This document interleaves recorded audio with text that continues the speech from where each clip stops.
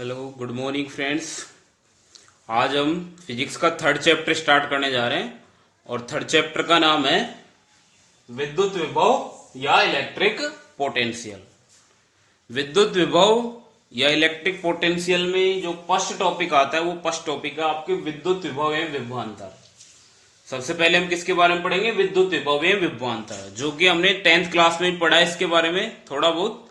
तो देखिए first topic है हमारा विद्युत विभव एवं विभवांतर कहते किसे। देखो हमने इससे पहले पिछले चैप्टर में पढ़ा था कि कोई भी आवेश होता है उस आवेश के चारों ओर कौन सा क्षेत्र उत्पन्न होता है? विद्युत क्षेत्र। ये कोई आवेश है, इसके चारों ओर कौन सा क्षेत्र उत्पन्न है? ये कोई विद्युत क्षेत्र है। इस एरिया में क्या उत्पन्न हो रहा है? विद्युत क्षेत्र। और मैं मान लेता हूं एक मैंने कोई परीक्षण धन आवेश ले लिया Q0। कौन सा आवेश है?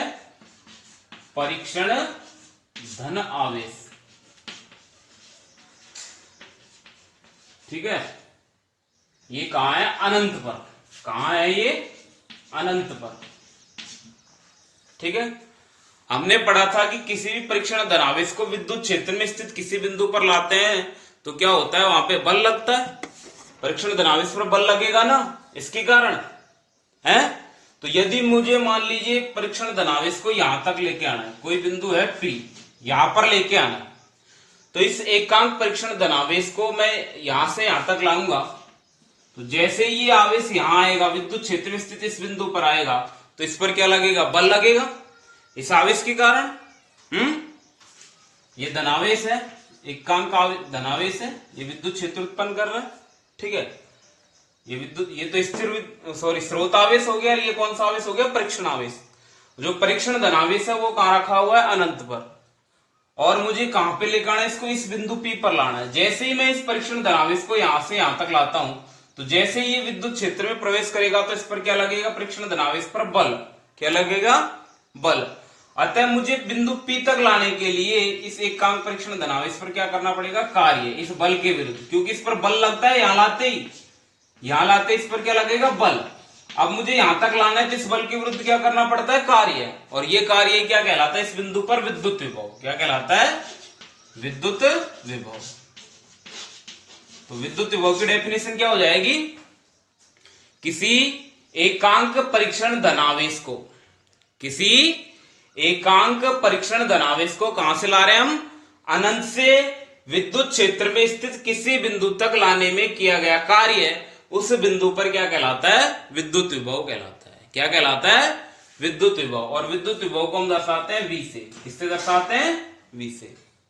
ठीक है, मैं मान लेता हूं कि कोई भी परीक्षण धनावेश Q0 है, उसको विद्युत क्षेत्र में स्थित किसी बिंदु तक लाने में किया गया कार्य कितना है? W। तो विद्युत विभव V बराबर हो जाएगा W अपॉन Q0। क्या हो जाएगा? W upon Q0। अंडरस्टैंड? अब यहां पे जो कार्य किया जाता है वो विद्युत क्षेत्र की विपरीत दिशा में। विद्युत क्षेत्र की दिशा इधर होती है और हम आवेश को इधर लेके आते हैं। ठीक है, विद्युत क्षेत्र धनावेश से बाहर की ओर निकलता है ना, विद्युत बल रेखाएं। तो यहां जो कार्य किया जाता है विद्युत क्षेत्र की विपरीत दिशा में किया जाता है, इसलिए कार्य का मान क्या होता है? यहाँ पे ऋणात्मक। या हम इसको लिख सकते हैं या V बराबर माइनस W अपॉन Q0। ठीक है, ये भी हम इसको लिख सकते हैं। अंडरस्टैंड? अब इसका मात्रक क्या हो जाएगा? देखिए ये सूत्र है इसका, W बटे Q0। V बराबर W बटे Q0। W क्या है? कार्य का क्या होता है? जूल। कार्य का मात्रक जूल और आवेश का क्या होता है? कूलाम। तो इसका मात्रक क्या हो जाएगा? जूल बटे कूलाम, या इसको वोल्ट भी कहते हैं। क्या कहते हैं? वोल्ट। इसका ऐसा मात्रक क्या हो जाएगा? जूल बटे कूलाम या वोल्ट। या इसका CGS पद्धति में मात्रक होता है स्टेट कूलाम, स्टेट वोल्ट। ये तो SI पद्धति में मात्रक होता है जूल बटे कूलाम या वोल्ट, और CGS पद्धति में मात्रक क्या होता है? State volt. अब कई बार आपसे पूछ लेते हैं कि 1 वोल्ट की डेफिनेशन दीजिए, तो अभी हमने पढ़ा जूल बटे कूलाम वोल्ट के बराबर होता है। तो 1 वोल्ट यदि हम निकालेंगे तो 1 वोल्ट बराबर क्या हो जाएगा? 1 जूल बटे 1 कूलाम। 1 वोल्ट की डेफिनेशन हो जाएगी। 1 वोल्ट बराबर 1 जूल बटे 1 कूलाम हो जाएगा। तो डेफिनेशन हो जाएगी, यदि किसी 1 कूलाम आवेश का मान 1 कूलाम है, किया गया कार्य 1 जूल है, तो विभवांतर या सॉरी विभव कितना हो जाएगा 1 वोल्ट। यदि एक कूलाम आवेश को अनंत से विद्युत क्षेत्र में स्थित किसी बिंदु तक लाने में किया गया कार्य कितना है 1 जूल, तो इस बिंदु पर विभव का मान कितना हो जाएगा 1 वोल्ट हो जाएगा। कितना हो जाएगा 1 वोल्ट हो जाएगा। ठीक है, 1 वोल्ट की डेफिनेशन होगी। इसका वीमीय सूत्र भी पूछ लेते हैं कई बार। देखिए वीमीय सूत्र क्या होगा। इसका सूत्र है V बराबर W बटे Q0। तो W क्या है कार्य, कार्य का वीमीय सूत्र होता है M1 L2 T-2। ठीक है, बटे नीचे क्या है आवेश, आवेश का होता है M0 L0 T1 A1। इसको सॉल्व कर लीजिए तो क्या आ जाएगा M1 ऐसे कैसे L2 T1 ऊपर जाएगा माइनस का हो जाएगा 2 पहले से T-3 A-1। ये क्या आ जाएगा इसका वीमीय सूत्र हो जाएगा M1 L2 T-3 A-1। विद्युत विभव का क्या आ गया वीमीय सूत्र आ गया। ठीक है, इसके बाद हम चलते हैं विभवांतर पर। ये तो हो गया विद्युत विभव, अब हम बात करते हैं विभवांतर। मिटा देता हूं मैं इसको।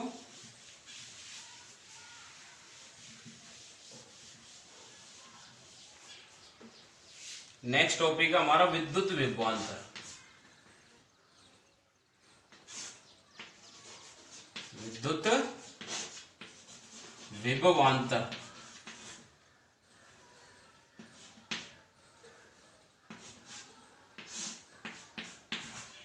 देखो विद्युत विभवांतर क्या होता है। जैसा कि मैंने बताया कोई भी यह आवेश है, इसके चारों ओर क्या है एक विद्युत क्षेत्र। ठीक है, अब देखो जब हम आवेश को परीक्षण धनावेश को अनंत से लेके आ रहे थे, ठीक है, वो तो विद्युत विभव की कंडीशन थी। अब हम किसी एकांक धनावेश को विद्युत क्षेत्र में स्थित एक बिंदु से दूसरे बिंदु तक ले जा रहे हैं। मान लीजिए यह है बिंदु ए और यह है बिंदु बी, और जो परीक्षण धनावेश है Q0 उसको ए बिंदु से कहां ले जा रहे हैं बी बिंदु तक। कहां ले जा रहे हैं ए बिंदु से बी बिंदु तक। तो विद्युत क्षेत्र में स्थित एक बिंदु से दूसरे बिंदु तक ले जाने में जो कार्य होता है वो क्या कहलाता है विद्युत विभवांतर। और यदि हम अनंत से विद्युत क्षेत्र में स्थित किसी बिंदु तक लाते हैं तो वो कहलाता है विद्युत विभव। ठीक है, तो विद्युत विभवांतर की डेफिनेशन क्या हो जाएगी, किसी एकांक परीक्षण धनावेश को विद्युत क्षेत्र में स्थित एक बिंदु से दूसरे बिंदु तक ले जाने में किया गया कार्य उन दोनों बिंदुओं के मध्य क्या कहलाता है विद्युत विभवांतर कहलाता है। या इसकी एक और डेफिनेशन दे सकते हैं हम, विद्युत क्षेत्र में स्थित किन्हीं दो बिंदुओं के मध्य विभव का अंतर। मैं मान लेता हूं बिंदु ए पर विभव है VA, बिंदु बी पर विभव है VB, तो दोनों पर अलग अलग विभव हो गया और दोनों बिंदुओं पर विभवों का अंतर ही क्या कहलाएगा विभवांतर। अतः विद्युत विभवांतर को हम किससे दर्शाएंगे VB minus VA। VB minus VA बराबर क्या हो जाएगा, मैं मान लेता हूं यहां से यहां तक ले जाने में किया गया कार्य W है और परीक्षण धनावेश क्या है Q0, तो VB माइनस VA बराबर W बटे Q0। ठीक है, सूत्र वही आएगा। विभव में तो हम केवल V से दर्शाएंगे, विभवांतर को VB माइनस VA। यहाँ पे VB क्या है B बिंदु पर विभव और VA क्या है A बिंदु पर विभव। कार्य का मान वही ऋणात्मक हो जाएगा क्योंकि कार्य विद्युत क्षेत्र के विपरीत दिशा में किया जाता है। या VB माइनस VA बराबर माइनस W बटे Q0। ठीक है, इसका मात्रक भी वही होगा जो विद्युत विभव का होता है सेम, क्योंकि यहाँ पे भी W बटे Q0 आ रहा है, तो इसका मात्रक भी क्या हो जाएगा जूल बटे कूलाम या वोल्ट। CGS पद्धति में मात्रक क्या हो जाएगा स्टेट वोल्ट। ठीक है, 1 वोल्ट की डेफिनेशन देना चाहें तो इसी के आधार पर दे सकते हैं जैसे हमने पहले दी थी। इसका विमीय सूत्र भी वही होगा सेम जो विद्युत विभव का होता है। ठीक है, तो ये हमारा हो गया विद्युत विभव एवं विद्युत विभवांतर। हाँ, इसके बाद आता है हमारा नेक्स्ट टॉपिक। ये तो विद्युत विभव एवं विभवांतर की हमने सिंपल डेफिनेशंस पढ़ ली जो कि हमने 10th क्लास में भी पढ़ी थी। इसके बाद आता है आपके विद्युत क्षेत्र से विद्युत विभव एवं विभवांतर। विद्युत क्षेत्र का उपयोग करके कैसे निकालेंगे हम विद्युत क्षेत्र से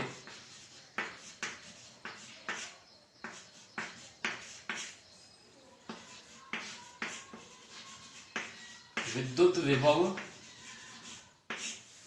एवं विभवांतर।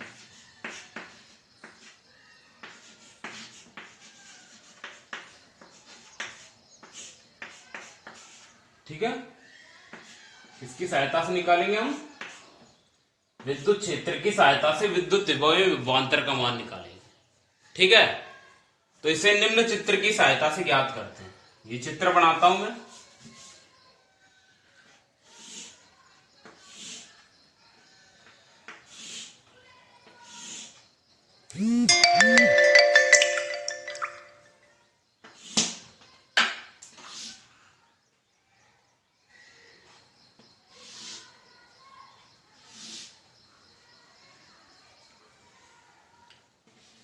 ये कोई असमान विद्युत क्षेत्र है।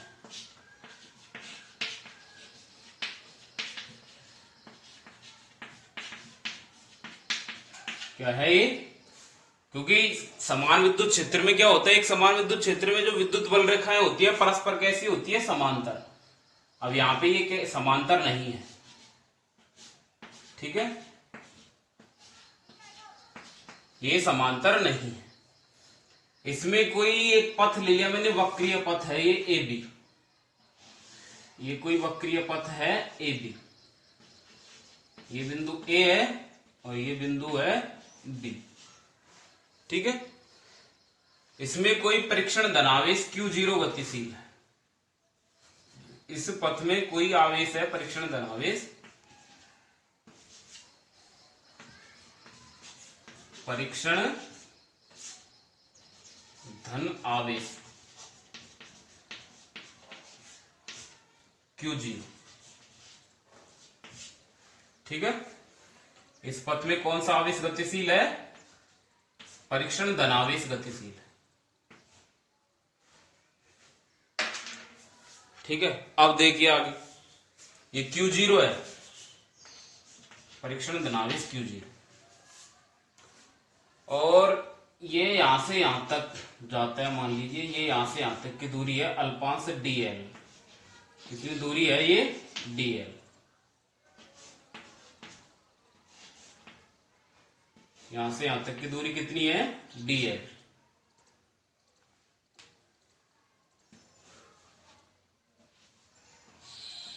ये dl होगा। ठीक है,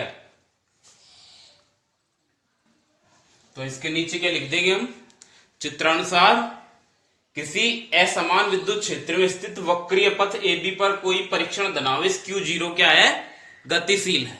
क्या है, गतिशील है। तो इसे परीक्षण धनावेश Q0 पर विद्युत क्षेत्र E वेक्टर के कारण लगने वाला बल क्या हो जाएगा, F वेक्टर बराबर हो जाएगा Q0 E वेक्टर।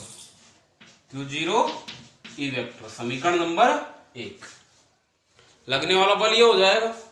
अतः परीक्षण आवेश Q0 को, इस जो परीक्षण आवेश Q0 इसको अल्प दूरी dl तक विस्थापित करने में किया गया कार्य। परीक्षण धनावेश Q0 को अल्प दूरी, ये dl है, क्या है ये, dl। तो dl तक विस्थापित करने में किया गया कार्य क्या हो जाएगा, dw बराबर, हम जानते हैं कार्य बराबर क्या होता है, बल गुणा विस्थापन। तो dw बराबर हो जाएगा F vector dot dl vector. ठीक है, इक्वेशन नंबर 2। अब इसमें हम मान रख देंगे सेकंड में, इक्वेशन फर्स्ट से मान रख देंगे सेकंड में। तो क्या आ जाएगा, देखो इसको मिटा देता हूं मैं। तो dw बराबर आ जाएगा F वेक्टर की जगह Q0 E vector dot dl vector, समीकरण नंबर 3। ये तो अल्प कार्य आ गया। अतः A से B तक ले जाने में किया गया कुल कार्य क्या आ जाएगा, अतः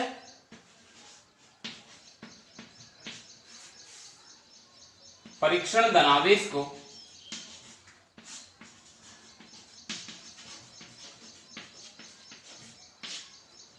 बिंदु A से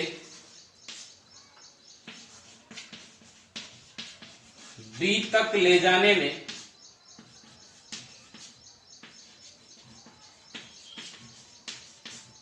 किया गया कुल कार्य, किया गया कुल कार्य, कुल कार्य W निकालेंगे तो क्या हो जाएगा, अल्प कार्य का समाकलन हो जाएगा इंटीग्रल A से B dW। कुल कार्य निकालेंगे, इसका समाकलन कर देंगे। अब dW का मान 3 से 4 में रख दो, इक्वेशन 4। 3 से 4 में रखेंगे तो क्या आ जाएगा, W बराबर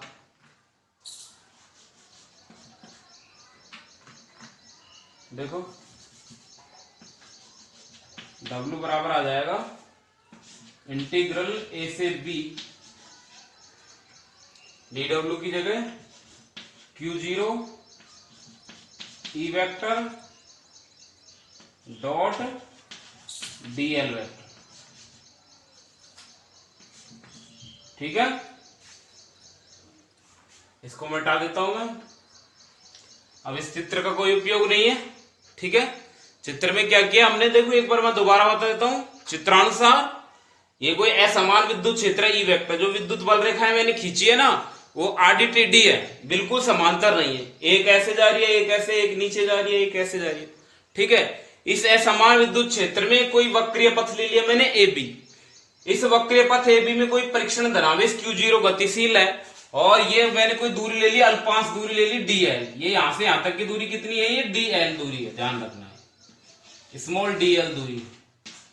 ठीक है, अब ये जो परीक्षण धनावेश Q0 विद्युत क्षेत्र E वेक्टर में स्थित है, तो इस पर लगने वाला बल क्या हो जाएगा, F वेक्टर बराबर Q0 E वेक्टर हो गया।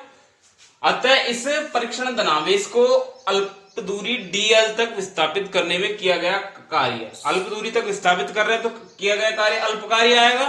तो dW बराबर क्या हो जाएगा, बल गुणा विस्थापन F vector dot DL vector हो जाएगा।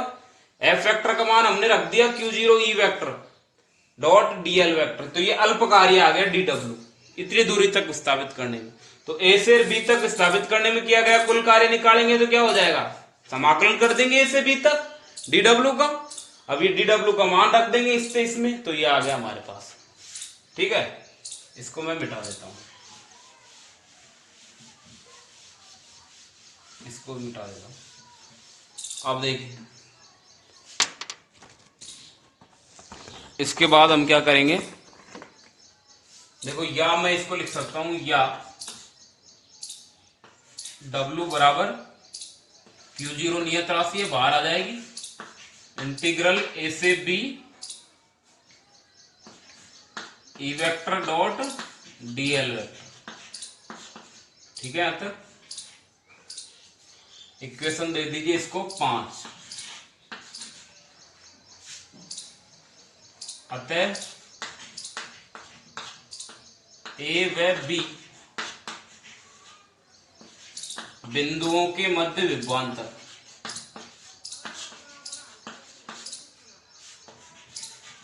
मध्य विभवांतर, विभवांतर निकालेंगे तो विभवांतर का सूत्र हमने पढ़ा था, VB माइनस VA बराबर क्या हो जाएगा, W upon Q0, equation number 6।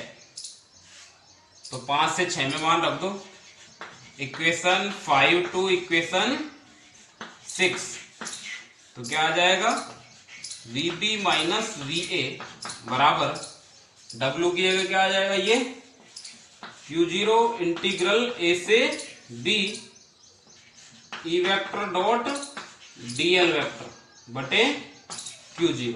Q0 से Q0 कट जाएगा तो केवल क्या बचेगा,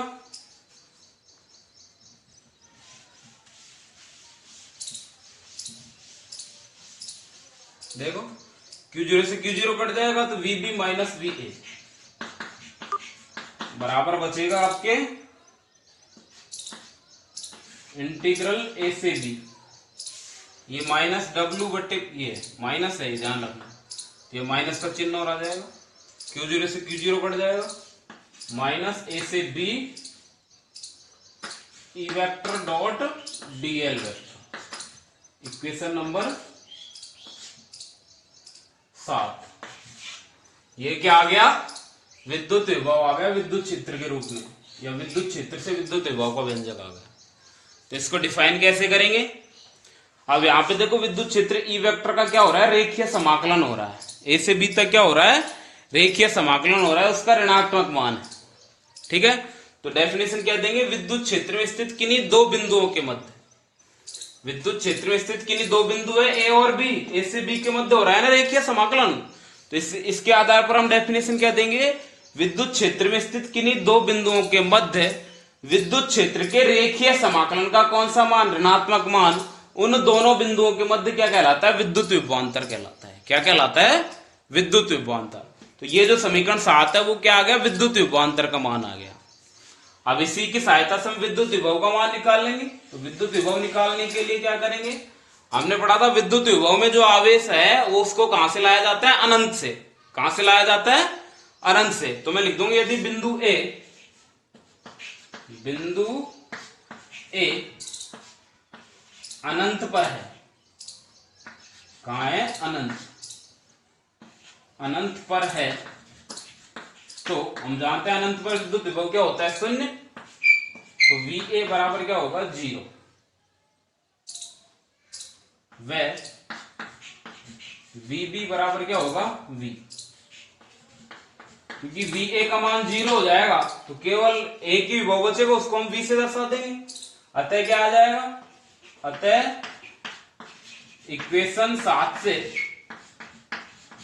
से क्या आ जाएगा, VB की जगह V माइनस 0 बराबर कहां से कहां तक, माइनस A की जगह अनंत से बिंदु B तक, और ये E vector dot dl vector, equation number 8। या V बराबर इंटीग्रल माइनस अनंत से बी बिंदु E vector dot dl vector, equation number 8। ठीक है, तो ये किसका मान आ गया, विद्युत विभव का। समीकरण 7 तो विद्युत विभवांतर का आ गया और ये आ गया विद्युत विभव का। ठीक है, तो किसकी सहायता से आ गया, हमारा टॉपिक था विद्युत क्षेत्र से विद्युत विभव एवं विभवांतर का मान आ गया। तो विद्युत विभव की डेफिनेशन क्या हो जाएगी, अनंत से और किसी बिंदु तक विद्युत क्षेत्र के रेखीय समाकलन का ऋणात्मक मान, उस बिंदु पर विद्युत विभव कहलाएगा। अंडरस्टैंड। तो ये आज का हमारा जो लेक्चर था वो खत्म हुआ। ठीक है, गुड बाय। चैनल को लाइक और सब्सक्राइब जरूर करें।